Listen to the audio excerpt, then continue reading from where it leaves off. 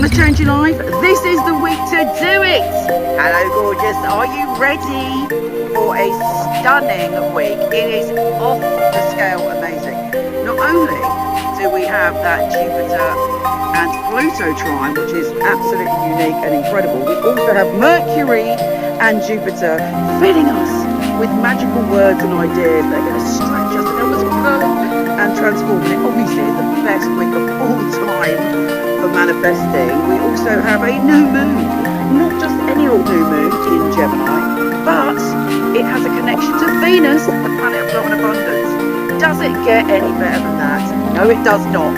Now, most importantly, we have to think and really pay attention to our belief system. Do you believe that an extraordinary life is in front of you? And do you believe that it can be beyond your expectations? Because that is the key.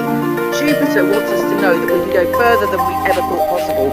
I wish this for you. Make all of your dreams come true, but definitely keep your focus clear. So much love.